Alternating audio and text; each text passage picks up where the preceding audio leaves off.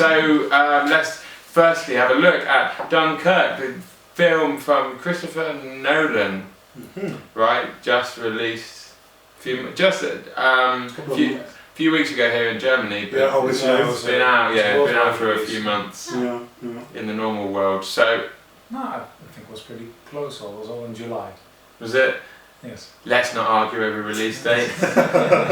So Dunkirk, I'm sure you know the story of Dunkirk. The British and French troops got surrounded by the Axis forces in Dunkirk, on the beaches of Dunkirk in 1940, and then there was an epic extraction mission to get all those soldiers out. Lots of people still died, and it was quite tragic in many ways and gory and awful, but it's kind of seen as a moment in British and French history of incredible phlegm and stiff upper lip and fighting against all odds, etc., etc. So the film by Christopher Nolan kind of focuses more on individual stories of individual soldiers, I would say, rather than a broader picture that may have been, I think, maybe provided by earlier films. Were there a couple of earlier films about Dunkirk? Not a lot, but like I think one or two. There was one English film, I think, in the and 50s. Even. Yeah, correct. 1958 or something, and then there's also a French, kind of obscure French satire comedy from the 70s. Okay. But that's really from the French perspective. Right. And then you have, I think 2 years ago or something, you had like a BBC show, which was with Benedict Cumberbatch and all the kind of big names. It was more. It looked more like a reenactment than this show, but interesting. So we got in it. Cillian Murphy playing a downed pilot, right? Yeah, he's a Spitfire pilot. Harry Styles came out of One Direction. I didn't realise it was Harry until the end, actually. So that was good, right? Like he was actually useful. He was a useful musician, unlike Ed Sheeran. Yeah, but Ed Sheeran was singing. Harry Styles wasn't. Yeah, but Harry Styles did some acting, didn't he? Tom Hardy, he's in it, being Tom Hardy, and being a hotshot pilot, right? Just his eyes, most of it. He loves having a thing over his mouth. He does, doesn't he? I just heard him. They're giving it back to you, the people. Yeah, I haven't heard him say that, in Spitfire. Yeah. Really? Yeah, I did. Yeah. Maybe I was the only one. Was that a line from Batman? Yes. Did you like my Bane impersonation? That's, yeah. Mark Rylance being a kindly a boat captain, skipper, civilian man, because lots of ships were requisitioned by the Navy to go and aid in the rescue efforts, the evacuation efforts. Yes. A stiff upper lip? Or... Huh? Did he have a stiff upper lip? Did he have I didn't check the stiffness. No. I wondered why you were talking like this. Okay, so what did we think about Dunkirk then? Or, yeah? No? I found it very impressive. I was literally on the edge of my seat, like literally. There was a line in my bum afterwards. Right? Yeah. That's pretty effective. No, but I would say that the word impressive is definitely a good word to describe the film, I think. And I found it interesting to read up on it afterwards, the things that they did, to also make the tension so palpable, you know what I mean? Like from the small things like Hans Zimmer's soundtrack, that's a ticking clock in it from the beginning till they get on the train. It doesn't stop until they get on the train, so that's pretty cool. So, but also that Nolan watched a lot of silent films to see how they build tension using details, because when it's a silent film you cannot use other things to build tension. So they use really like tiny details to build tension slowly but subtly. So that's what he did as well to create this tension. He basically looked at like 5 or 6 specific silent films to see how they did that. Yeah. And he also said, for example, that the tension that you have in Saving Private Ryan, a film that he also loved. He didn't want that kind of tension. He wanted totally something to be a different kind of tension, and I think that he definitely achieved, having that tension created in a different way than just an Apocalypse Now kind of mayhem kind of thing, because that's not what he went for, of course. So that's one of the It might have also been historically incorrect in that sense. Yeah. Because it was not like partly a slaughter on the beach. There were still a lot of people died. A lot of people died still. But probably historically seen not in the same way as what Of happened course. on the Normandy beaches. That's absolutely true. So you might ask for a different stylistic choices due to scenario. which he also, I think did consciously, but impressive was really the worst word that came to mind for me, and it was I seen a couple of reviews, people saying that it might have been really realistic, but it also made it boring. That was the detractors of the film. Boring? Because one reviewer in particular said, if you would make a TV show about cops and you make it super realistic, then 70% of the show would be administration, and that would be super realistic, but it would be boring. And he compared that to Dunkirk. It might be super realistic, because I took a couple of Dunkirk veterans to the cinema, and they said it was really accurate, but it also made it boring, and I didn't feel that at all. I disagree entirely. No, I disagree entirely, because that's not fair, because if you're talking about cops doing administration, then you would say the soldiers are waiting.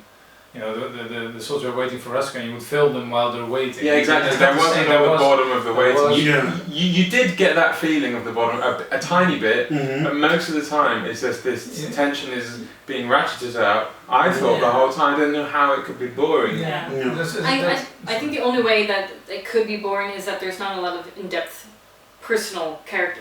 There's lots of jumping back and forth to all the different characters. There's no arch of any one character. It's all just different characters. And the movie's a little bit shorter than normal, isn't it? It was like one. Yeah. I honestly felt like I was in there forever, because I think because of the stress. I was constantly stressed, and it wasn't like a bad stress. It was that this is a tiny glimpse of what it might be like to be in a war, and I felt like maybe I haven't seen that many war films, but I felt like this is the most accurate war film I've seen, because I feel just so. I felt exhausted afterwards. You were immersed. I was so and that must be like what it feels like to have this constant. The adrenaline just constantly there, and cortisone like constantly, and I think to address that point where there isn't that in-depth maybe character development, or even looking back into the stories of characters, like say for instance you got in Saving Private Ryan where it gave a bit of backstory. I think that's how the soldiers would have experienced it. You would have met some guy on the beach who was also in trouble.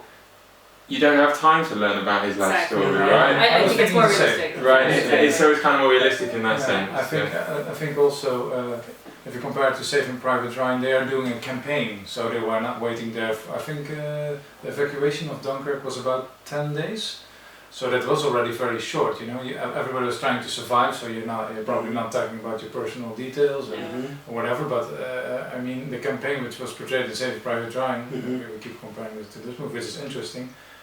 In that sense too, they were on a campaign, so they were for months together, but it is a different way of showing that duration than in Dunkirk. That's something it's very effective in Dunkirk, but I think Dunkirk has actually a lot of storytelling. But what a lot of people are very, very used to, and it's also in modern movies, and it's in the movies from the 40s and 50s, is that people talk a lot. People have a lot of dialogues, they have monologues. And in this movie, maybe more like what people in the silent era were used to, is a lot more telling story or showing details by basically using montage and camera movements. So one of the things also I think was pretty brilliant in that sense is about the duration of the people that were involved in all of this. Because it wasn't like linear, right? No, exactly. It was perfectly cut and interwoven, I think, and in that sense, some people found it a little bit complicated, but it did that to show that it didn't last as long for everybody involved. So the soldiers on the beach, they were there for about 10 days. For the fighter pilots, they only had 1 hour of fuel. So for them, the whole Dunkirk situation only lasted 1 hour, and then they had to get back, for example. And the people on the boat, for example, it took them 19 hours to cross the channel. So that's why they felt he edited it like that. And also, one of the things he did was normally in the third act of a film, you have like.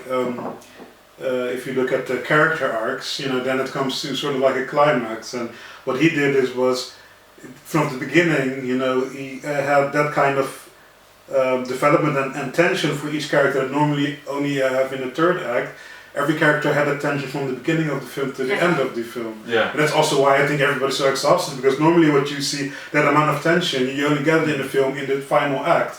And now you have to watch 3 acts of that amount of tension. And that's exhausting. So in a sense, he breaks a rule. He breaks film rules, and also as a war movie, it stands out because not a lot of war movie have this kind of non-linear storytelling. And that's one of the most interesting things. If you look more from a distance to the movie, then which is typical of Nolan. We were talking about, right? It's also because he did that. Then he was, if you could say. If you watch his other films, you were already partly trained for this kind of storytelling, because Inception uses it, but it uses it more to the, actually more, he does it in the third act, so with the van falling in the water, and then there's another layer, there's another layer. He doesn't really do that with the Batman movies, I suppose. But a thing like Memento, that's one that is his breakthrough movie. He's so much obsessed with the user, what time is and how you experience it, but then translate it into film language. And he does this. It's very impressive.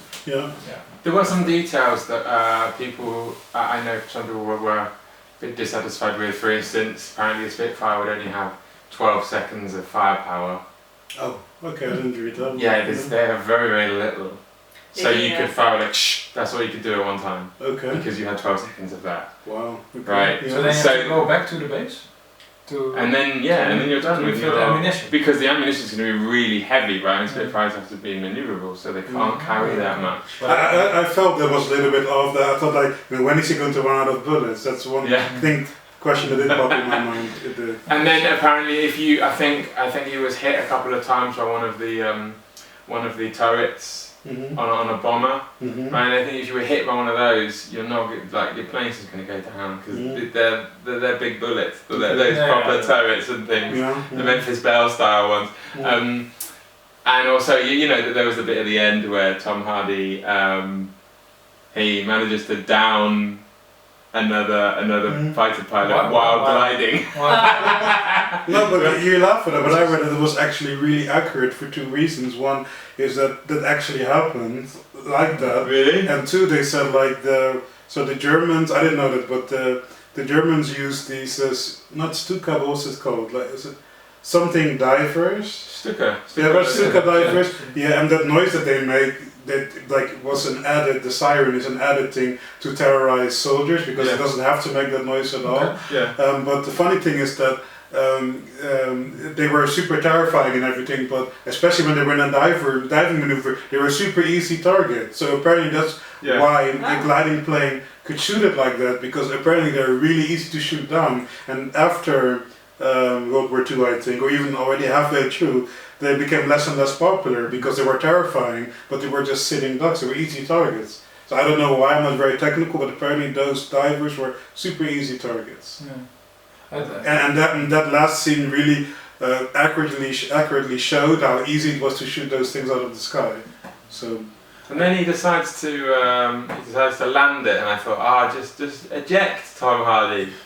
Yeah, but eject. It's also, apparently that's this pilot mentality. I'm not leaving this bloody thing. Yeah, but I do think there are these undercurrents of being kind of glorious in defeat. That's for me also kind of a sort of a British image, like being sort of like, I'm looking at you because you are British, that's a bit mean, but I had that feeling sometimes, also at the end in the My train. entire football career. Yeah, exactly.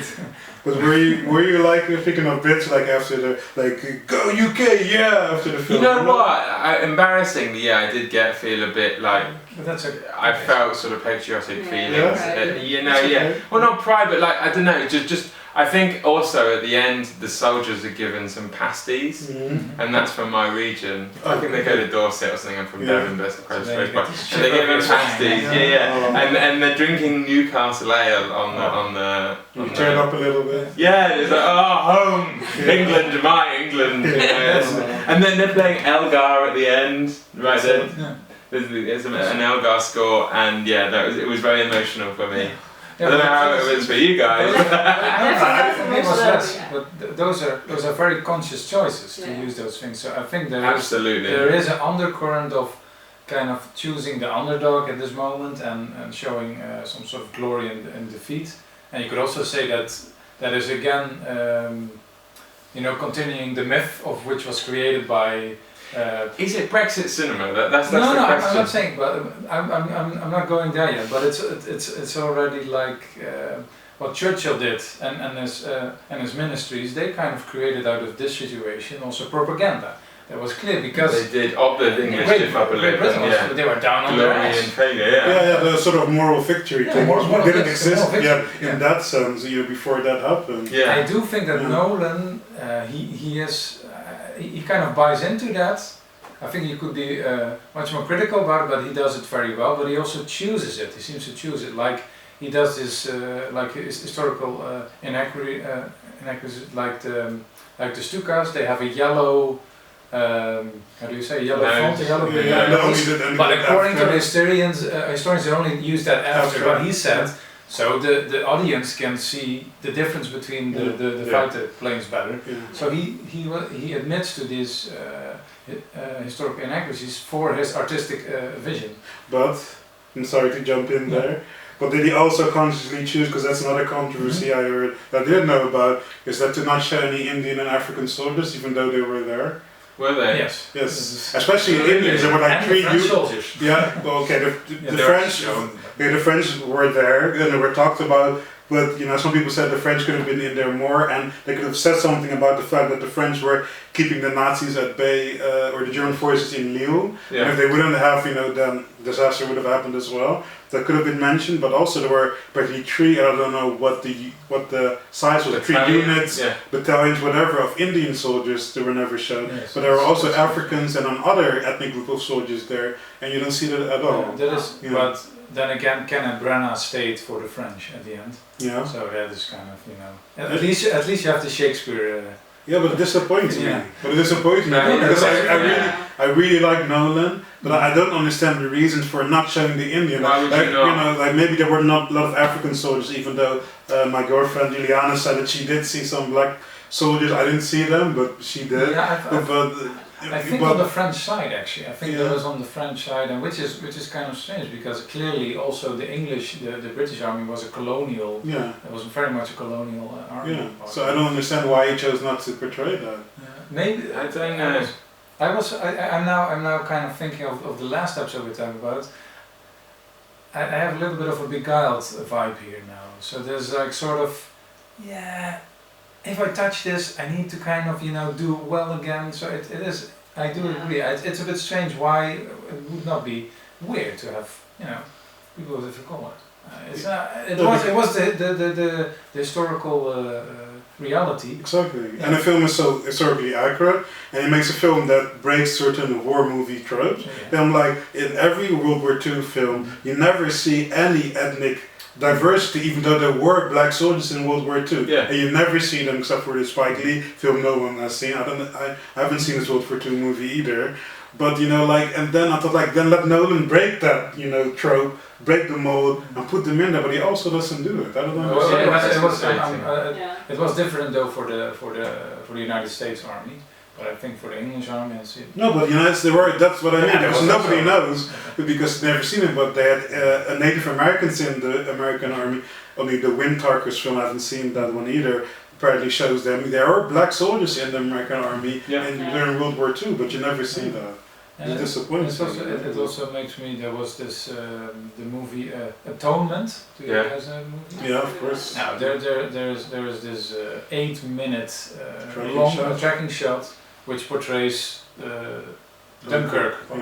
Brilliant shot. And it's a brilliant shot. And referring to there were lots of other people from colonies, former colonies. They show it there, and that's a movie from 2007, I think. Good point. Yeah.